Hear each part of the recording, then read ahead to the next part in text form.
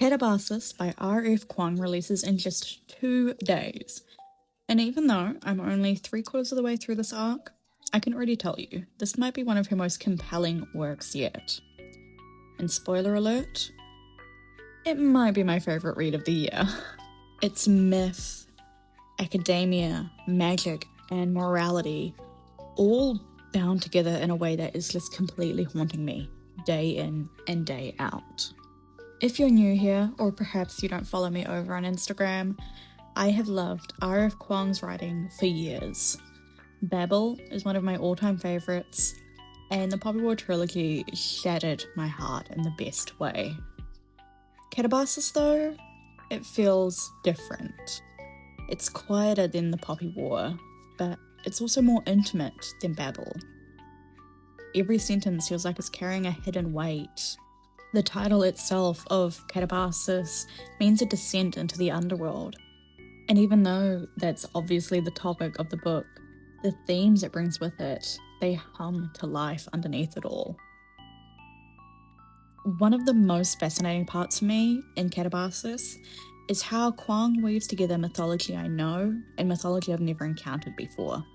There are references to the god Anubis and the Sumereu Throne alongside mythic frameworks I had to genuinely stop and research. And then she pulls in real historical and literary figures, Aristotle, T.S. Eliot. She places them into this blurred space between reality, myth, academia, and magic. It's surreal in the best way, because honestly, it constantly reminds me how myth bleeds into history and how history can feel like myth.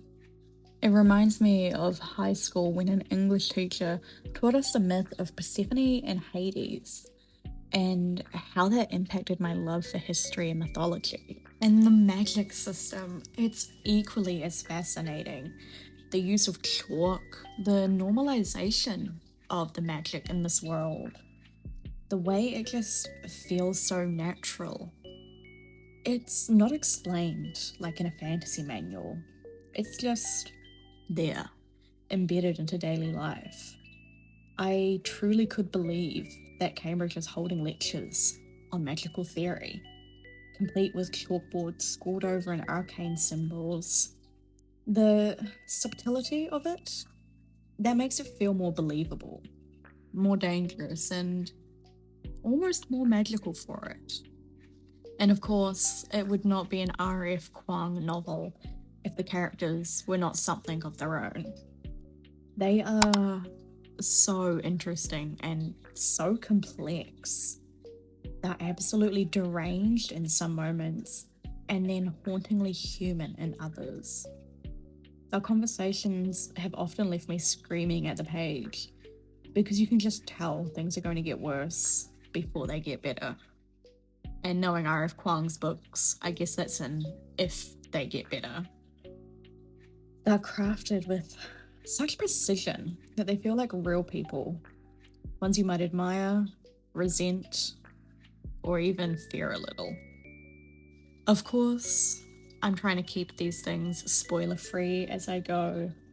I'm trying to just give you this overview of the feeling Katabasis gives you, because I think that's one of the most powerful things that R F Kuang does with her books. She truly sucks you in. Reading this book in particular has made me yearn for and dread the idea of pursuing a master's or a PhD, which is something I've been toying with for well over a year now. Katabasis manages to capture both the allure and the absolute toll of academia so vividly that I can feel the pull towards it and also the warning in equal measure.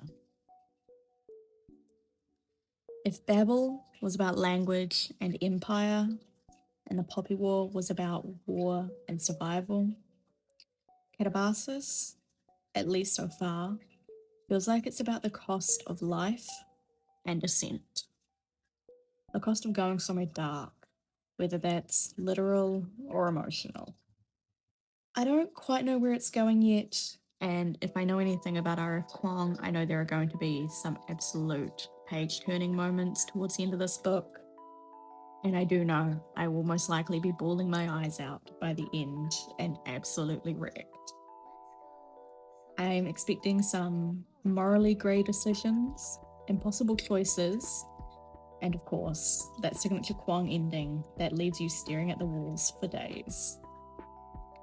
I'll have a full spoiler-free review coming up at some point on one of my many social medias as soon as I finish this book. But I couldn't resist sharing these early thoughts while we're right on the cusp of release day. I'm currently in China right now, and just knowing how much of China is in her writing has left me feeling so nostalgic for Babel. So thank you, dear reader, for being here with me for this. And if you happen to pick up Katabasis, let me know in the comments so we can scream about it together when I post the full review.